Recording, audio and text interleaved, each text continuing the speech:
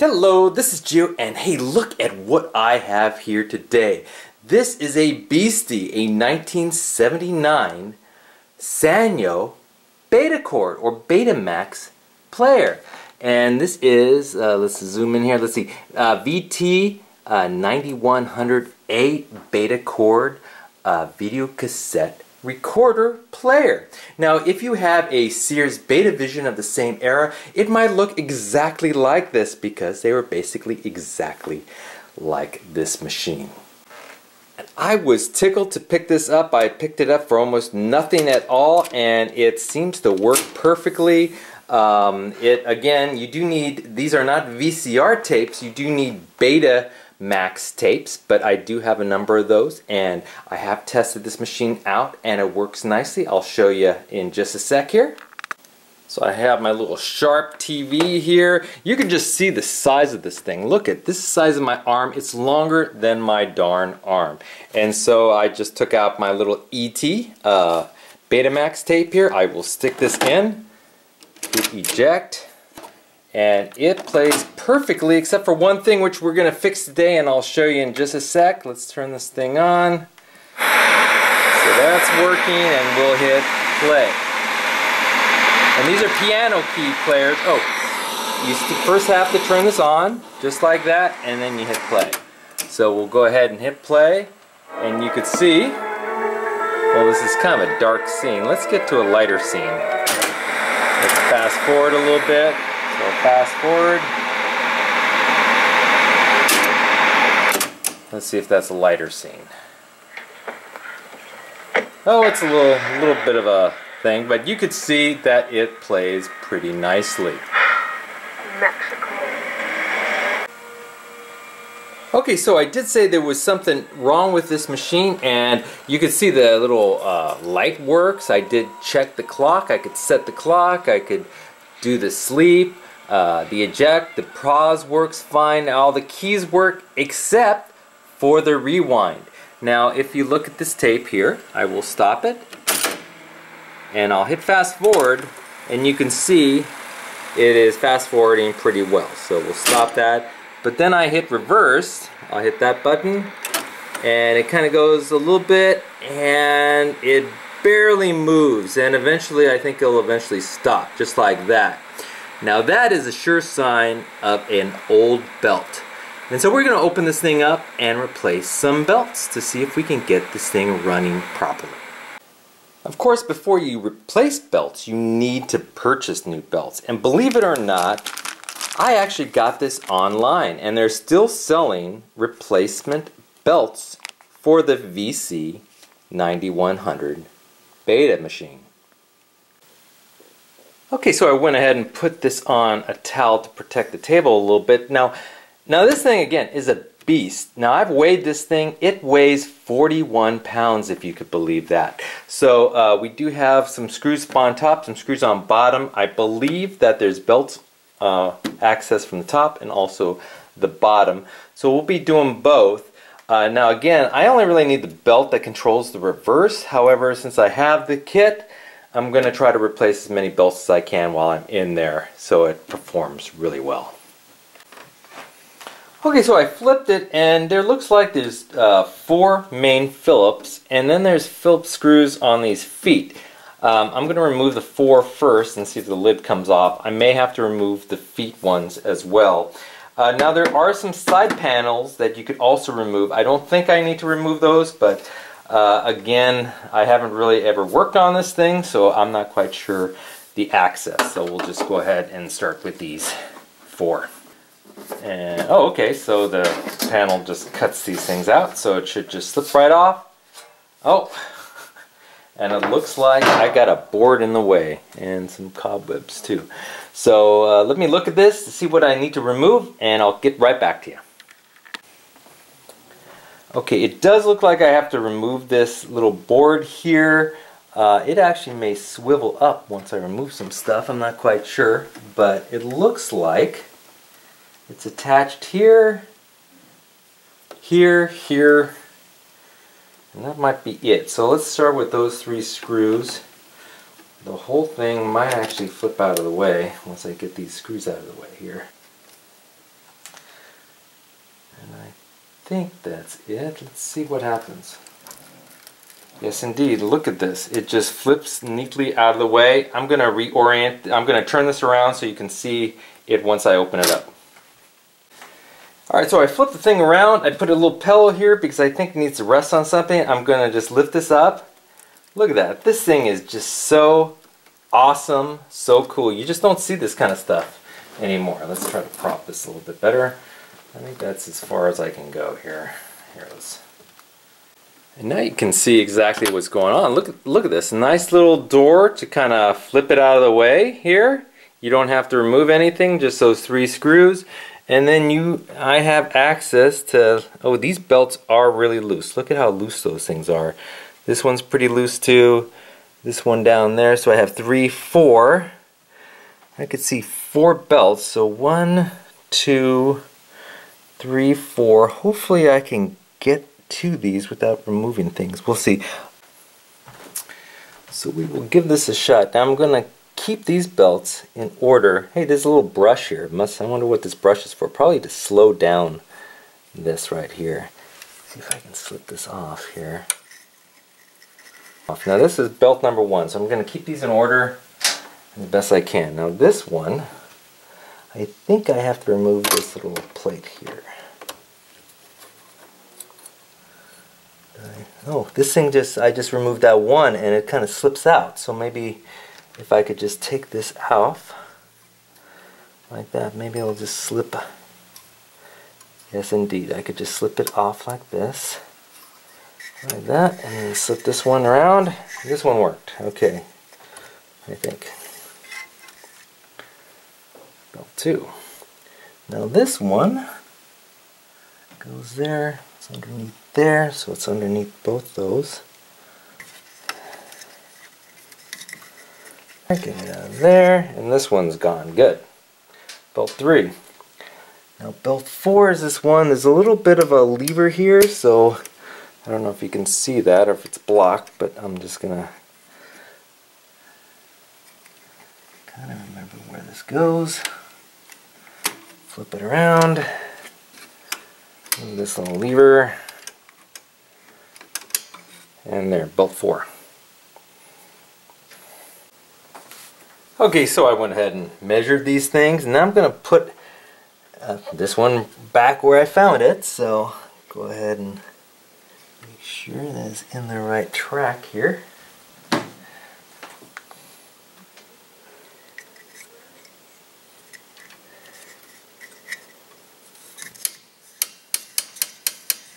Okay, that seems to work.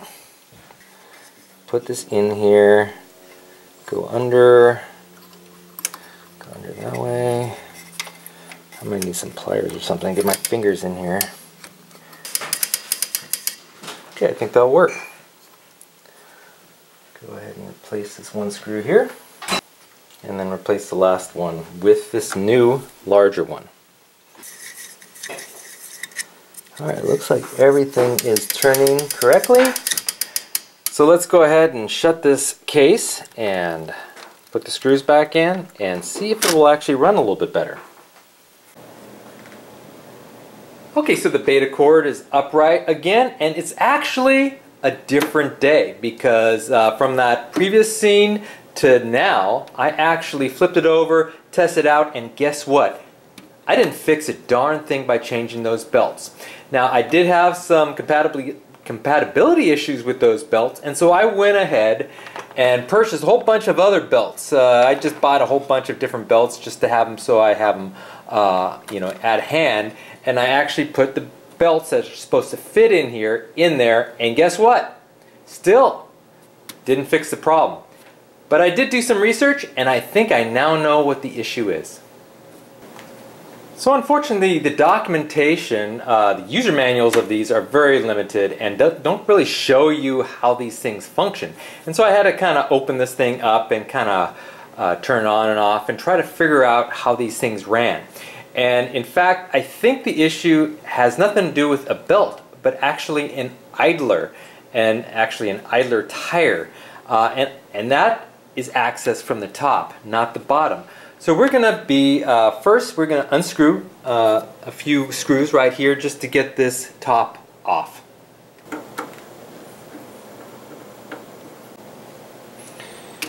the eject to make this a little easier. And let's get the light in here so you can kind of see what it looks like inside. It's very similar to standard VCR. I mean, it's older, so it has a lot more components. But really, the drive mechanism is a little bit different, how it handles the tape. That's the motor there. And here, let me stick in ET again, and you can see it load up. Okay, the power is on. We'll go ahead and stick this in. And what you want to focus is right around there. So I push it down, turns on, it spools in the tape, and it's all ready to play. But now when I hit play and rewind and forward, the drivers are kind of underneath the tape. So we're going to have to remove all this up. First of all, I'm just going to hit eject and you'll see it unspool. So it's unspooling the tape. It's all ready and it pops up, and we'll go ahead and take the tape out. So first, just this top protector, and there's just 2 screws on either side. This should just come off like that. So next I want to remove this little metal component, this 4 screws here. The tape essentially comes in here and rests on this, and so I need to remove this, and there's just 2 on this side and 2 on that side. There you go. Now slip this out a little carefully. Put it aside with the 4 screws. Okay, so we're starting to expose things a little bit better. Here's another belt which I had just recently changed. It just kind of drives a little tape counter there. But we do want to remove this little kind of loose plate here. It's just 1 screw to remove that, and then things should really start getting exposed. So there you go, and now we could start seeing what's going on. Okay, so I did plug it back in because I kind of want to see how things work inside here. Now when you do plug it in, you just got to be careful. You don't want to electrocute yourself, so just make sure you know what you're touching in here. Now it took me a little while to figure out how to get this thing activated, because it really doesn't work unless there's a tape in. And the tape actually hits 2 switches, this one and that one. And if I put these down, which is essentially the door, so that's locked, and then I hit these little 2 switches here, it should act like it's loading. And there you go. Now it thinks the tape is inside. Okay, so the first thing I had to figure out is how this machine is driving those tapes. These little spools, the main spools where the tape kind of rests, these are actually not powered from underneath. They are powered by this little wheel and this little wheel.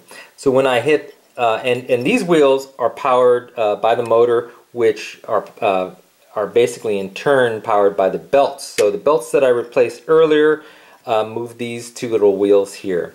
Now when I hit play, this wheel turns, and this is actually this little tire here, and it touches this little spool and makes this move. So when I hit play,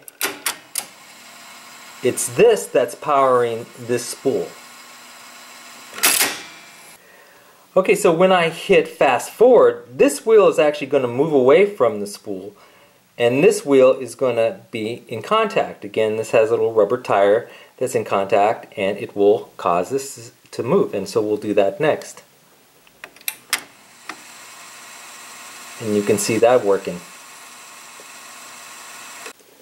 Okay, again, the play and the fast forward worked fine. It's the reverse that doesn't really work. Now, when I hit reverse, a couple of things happen. This wheel powers up and will spin. This little wheel here, which is behind this component here, will move this way, and it's not really powered by anything. It will essentially come in contact with this wheel, and so this tire and this tire will be in contact, and then this tire will also be connected with this spool. Now there's a little bit of a tension arm here. When there's a tape that's inside, this little wire here sort of loosens up and allows this to spin freely. So the issue is, I don't believe that we're getting enough friction or resistance from these two tires here, and I'll go ahead and hit reverse, and you can see what's going on. You saw this one go in place. It's in contact with both this and the spool. It actually stopped because it was looking for basically it stopped because there was no tape inside. I'll do it again so you can see the mechanism. You can see this just come down, and then eventually the spring takes in some of the tension. You saw this little wire kind of move away to give the spool free motion. One more time we'll do this.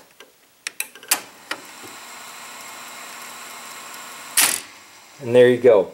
So what I think I need to do is replace the little tires, what they're called, the little rubber around these little idlers here. And this is the idler right here, and this is the idle tire. Okay, and somehow I was able to find a couple of idler tires that will fit this VCR. Okay, so I'm going to take these things out, and I'm going to cross my fingers and hope this solves the problem. The only other thing that it could possibly be, as far as I can tell, is the spring. So when I hit the reverse here, it goes a certain way, and then it sort of picks up, this sort of presses down and applies tension based on the spring. And maybe this spring is not tight enough and not applying enough force. You could see it kind of, it's basically being held in place by that spring. So if these idler tires, new idler tires don't work, I may have to replace the spring, but we'll see what happens. Okay, so how do I get these things out? First, for this one right there, I need to remove this little component, which is just held together by this little screw here. Now before you remove any of these components, see how they kind of sit? You see this metal part attached to this plastic part.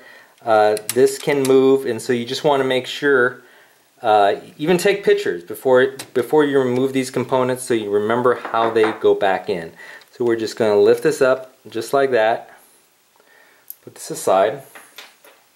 So there is a little clip right here. You can get some pliers and move that out and remove this entire wheel, and then remove the tire itself. But I was able to do it just with my fingers. So there you go. I was able to just kind of pull it out like this.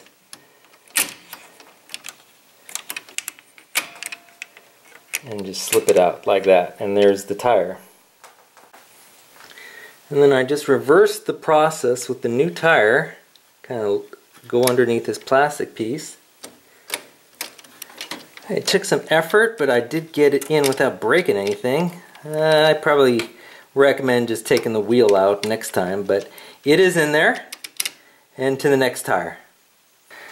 Now for this one, you do generally need to remove the wheel itself. And to remove the wheel, it takes a little tiny Allen wrench. And so it has a little Allen wrench right here. A little screw right there. Okay, got it in, and then just loosen it up a bit. And then you should be able to just pull this whole thing out like that. Okay, got the new tire here, and so we'll just stick this thing back in. Hopefully this will go on a little bit easier than the other one. They're definitely stiffer than the old ones. And there you go. Okay, and then you just reverse it. The screw's still in there, so I just kind of stick it in here. And that should about do her. So we're going to plug it back in, make sure that at least from here it seems to work. Again, it's still in position. Oops. Seems to still run that way. That's just forward. Fast forward is fine. And now reverse. I kind of felt how this did seem loose before when it was running. Let's see if it feels tighter. Feels a little bit tighter. But we'll put a tape in and see if it helps. Okay, so third time's a charm maybe, because the idler tire replacement didn't work. this idler is just not pressing hard enough on the spool here. And so I think it's just that weak spring. So let me zoom in here. Aim at that spring, and I'm going to take that spring out just with some pliers here. See if I can do this real carefully. And there you go. Okay, so there is the spring. Okay, so I do happen to have some spare springs. Now you can pick up, either purchase individual springs, or if you're lucky, I think I bought this at Home Depot at one time, and I sort of dug through this, and I have two potential options. So there's two springs that are generally the same size, and I think actually the shorter one provides a little more tension. So I'm going to try to replace this spring with that and see if it will actually do a better job.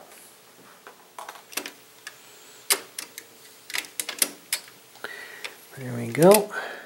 I think I got it in. Let's see if this works a little bit better. Okay, so let's test it out and see if it seems to work better. It's still slipping a bit, but it seems to be a little bit tighter. We'll give it a try. And there you have it. Third time might be a charm. It is still a little slow, but it's a lot better than it was doing earlier. So after changing the belts, the idler tire, it was in fact the idler spring that needed replacement. Of course, I think it's just an old machine, and what do you expect? But it was fun. I hope you enjoyed this video, and I will see you next time. Bye-bye.